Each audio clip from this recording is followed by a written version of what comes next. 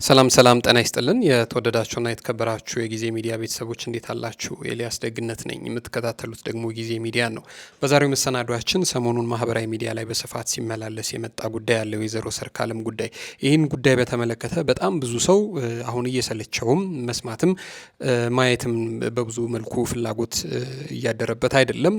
የነገሩ ተደጋጋሚነት ነገሩ ደግሞ በጣም ብዙ ሚዲያዎች ላይ መቅረቡና ተደጋጋሚ ሀሳቦች መነሳታቸው እና ደግሞ ለሰሚውም ደስ የማይል ነገር በመሆኑ በጣም ብዙ ሰው ይህንን ጉዳይ አሁን ባንሰማው የሚል ብዙ ሀሳብ ደግሞ ግለሰቧም ላይ በጣም ብዙ ትችት እየመጣ ይገኛል።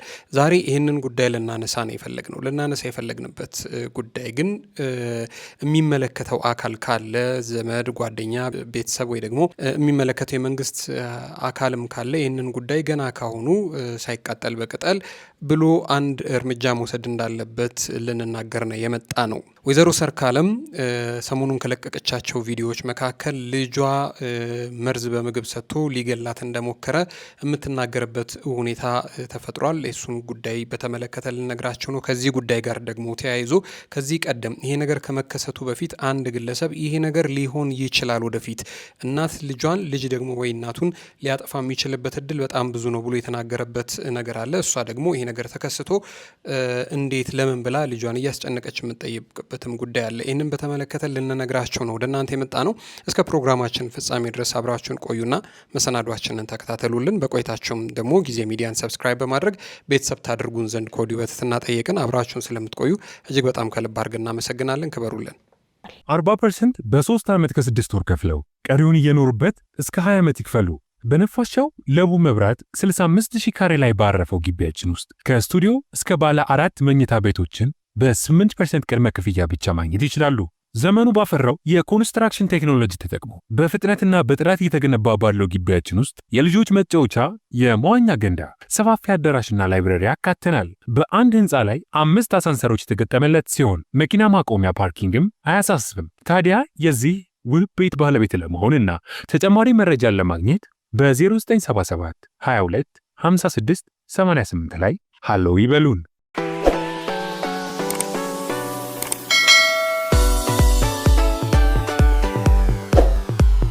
የወይዘሮ ሰርካለም አስራት ነገር ቀን እየቆጠረ ዓመት እየተሻገረ ደግሞ እንደገና ልክ እንደ አዲስ ይነሳና አየሩን እየሞላው ግራና ቀኝ እያናፍሰው ይዟል።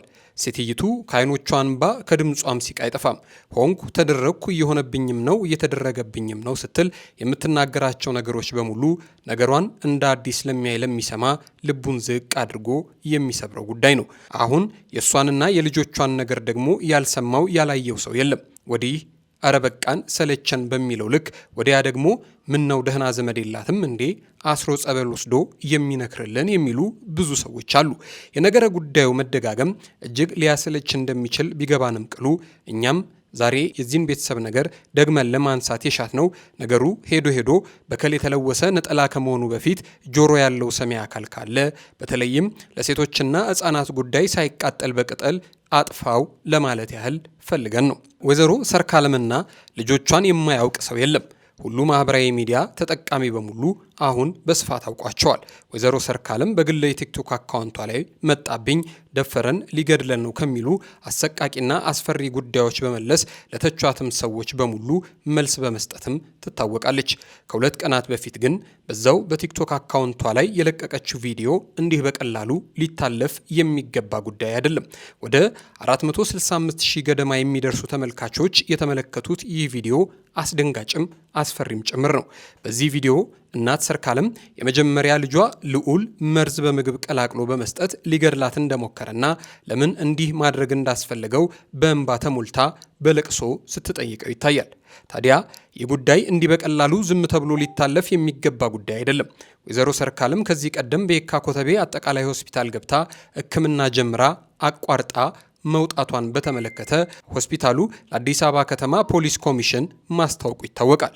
ይህ ማለት በሌላ አማርኛ ግለሰቧ የአእምሮ ጤና እክል ያለባት ሲሆን ከህመሟም በፍጹም ሳታገግም ሕክምናዋን ሳትጨርስ ወጥታለች ማለት ነው።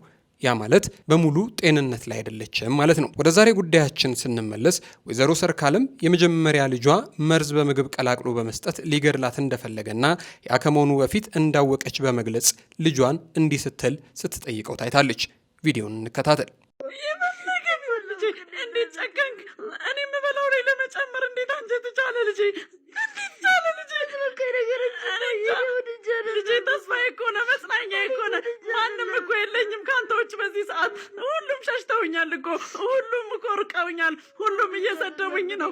እህቴም ጥፋትና ና ብለሃለች አደለ? ንገረኝ እስኪ፣ ጥላሃትና ጥፋትና ና አለች አደለ?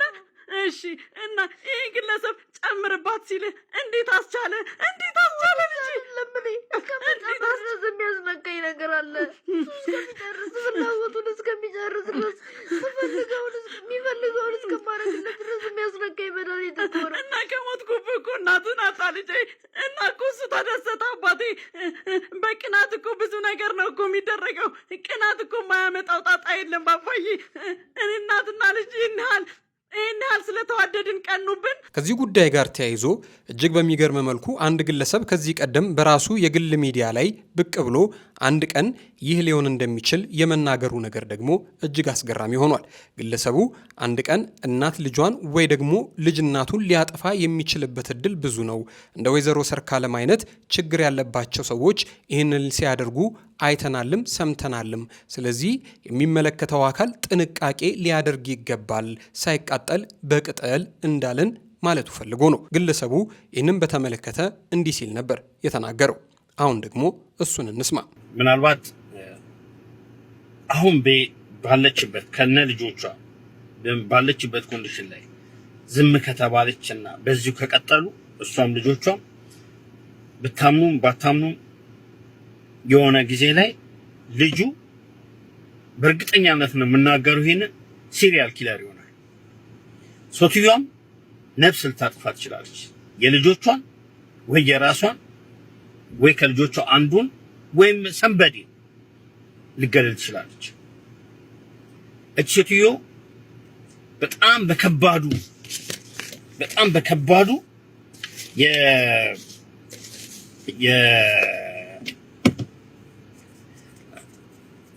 ሳይኮፓዝ ወይም ሶሺዮፓዝ ዲስኦርደር አለባት። ይሄ ማለት በሕክምናው ደግሞ የሜንታል ኢልነስ ችግር አይደለም። የሜንታል ኢልነስ ችግር አይደለም። ይሄ የአንታይ ሶሻል የሆነ ፐርሶናሊቲ። ኦኬ ሶ እቺ ሴትዮ አንታይ ሶሻል ነች። የምትከሳቸው ሰዎች በጣም ንጹህ ሰዎች፣ ቤት ያከራያቱን ሰዎች ደፈሩኝ የምትለው 31 ቤት የቀየረች፣ ከሁሉም ጋር የምትጣላ፣ ከህብረተሰቡ ጋር ጤነኛ አይነት ግንኙነት የሌላት፣ ሁሉንም የምትከስ፣ ሁሉንም እሷ ላይ ክፉ የሚሰሩ አርጋ የምታስብ ተራ አንድ ምስኪን ዘበኛን ላይፍ ታይም በሙሉ እየተከታተለ ሬፕ ያደርገናል፣ አስገድዶ ይደፍረ ግብረ ሰዶም ያደርገናል፣ እኔንም 3 ልጆቼንም ወንዱ ልጇንም በጣም አስጠንታው ከህፃንነቱ ጀምሮ ችክ አርጋበት ዋይት ብላክቦርድ ላይ በቀለም እንደምትቸከችኩት ሁሉ ልጁ ላይ ቸክችካበት። አሁን እሷ የቸከቸከችውን ምን አይነት የአእምሮ ሐኪም ከልጁ አእምሮ እንደሚያጸዳው አይታወቅም።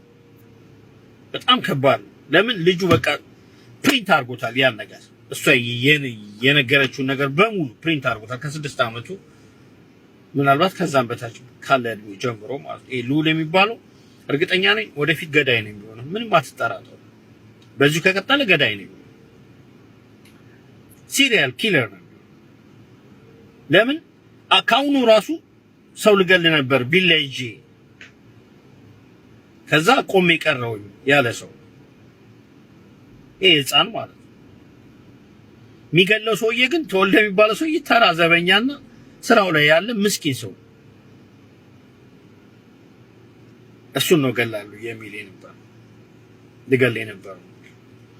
ግን የሚገለው ምናልባት እናቱን ይሆናል ወይም ሌላ ሰው ይሆናል። ለሱ የሚታየው ያ ተወልደ ሆኖ ተወልዳ የሚባለው ሰውዬ አጠገባቸው የለም ከመጀመሪያው ጀምሮ። በቃ አንዴ ቤት የሆነ ቤት ገቡ። የተከራይ የገቡበት ቤት ዘበኛ ነበር ፔሪ። ከዛ ውጭ የሚያውቀው ምንም ነገር የለም። ተራ ምስኪን የትግራይ ልጅ ነው። ምንም የሚያውቀው ጉዳይ የለም። በቤት ራሱ ቃሉ ምን አስገድዶ መድፈር ግብረ ሰዶም የሚለውን ቃል እንኳን መጥራት አቅቶት ምን ያህል ኢቲካል እንደሆነ ነው የምታዩት። አሁን እዚህ በጣም ኢቲካል ከመሆኑ የተነሳ አይ ላቭ ዩ ትልሃለች ሲባል እንኳን ራሱ ያፈረ ሰው መባሉ ራሱ በጣም አሳዝኖት ማለት ነው። በሷ አይ ላቭ ዩ መባሉ አሳዝኖት ማለት ነው። እስከዚህ ድረስ የሆነ ምስኪን ሰውን ነው የሁሉ አመት እየተከታተለ የሐኪም ወረቀት አስገልብጦ እያጻፈ በሞተር የሚከተለን ቤት ካሜራ ያለበት ቤት ተሰውሮ የሚገባ ምናምን ተብሎ የሚወነጀለው ሰውዬ ምንም የሚያውቅ ኢኖሰንት ነው ሰው እንደቺ ሴትዮ ከባድ የሆነ የሶሺዮፓዝ ፕሮብሌም አለባት። ካሁኑ መፍትሄ ካልተፈለገ እቺም ሰው ሊገል ይችላልች፣ ልጆቿም ሰው ሊገሉ ይችላሉ። believe or not ለኔ የሚችለው ይሄንን ሂስትሪው የሚያሳየው የዚህ አይነት ሰዎች ብዙ ሀገራት ብዙ ሰዎችን የገደሉ ሰዎች አሉ።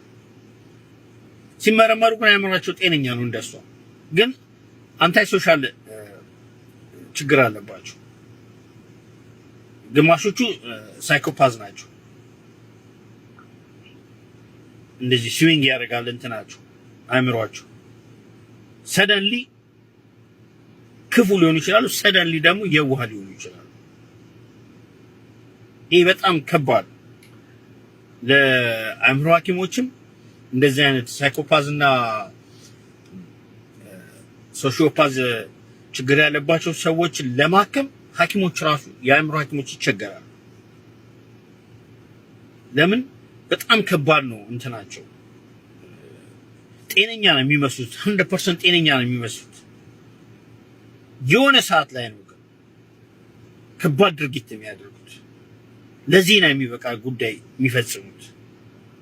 ኦኬ ሶ በጣም በጊዜ መፍትሄ እንዲፈለግላቸው ይገባል እነዚህ እቺ እናትና እነዚህ ልጆች። አለበለዚያ በብዙ ጉዳዮች ወደፊት ይከተላሉ ብለው ይሄን Thank you። እኛም ይህንን ሁሉ ሰው መስማትም ማየትም የሰለቸውን ጉዳይ መልሰን ያመጣ ነው ብሎ የሚሰማ ዘመድ አዝማድ ቤተሰብ ጓደኛ ቢኖር ደግሞም ከሴቶችና ህጻናት ጉዳይ አለን የሚል ኃላፊ ቢገኝ ስለነዚህ ልጆች ሲል አንዳች እርምጃ ካሁኑ እንዲወስድና ህይወታቸውን እንዲታደግ በማሰብ ነው። ነገሮች እንዲህ ከቀጠሉ መማር በሚገባቸው እድሜ ሳይማሩ ያልተፈጠረ ያልሆነ ታሪክ እየሰሙ ዘመናቸውንም ከራሳቸውም ከማህበረሰባቸውም ተጣልተው አየር ላይ የሚንሳፈፉ ዜጎች ሆነው እንዳይቀሩ በመስጋት ነው። የጉዳይ በቀጥታ የሚመለከተው የሴቶችና ህጻናት ጉዳዩን ዛሬ ነገ ሳይል እነዚህን ህጻናት ከእናታቸው ለይቶ እርሷንም አስፈላጊውን ሕክምና ወደምታገኝበት ቦታ አስገብቶ ልጆቹም እድሜያቸው ሳያልፍ ትምህርታቸውን ተከታትለው ቀን ሄዶ ቀን መጥቶ እናት ወደ ሙሉ ጤንነቷ ስትመለስ ከልጆቿ ጋር ተቀላቅላ በሰላም እንድትኖር ማድረግ ያለበት ይመስለናል። አሁን ግን ባየነውና በሰማነው ጉዳይ ይህ ነገር ካልተስተካከለ ነገ የሚሆነው ነገር እጅግ በጣም አሳሳቢና ዘግናኝ ነገር ነው።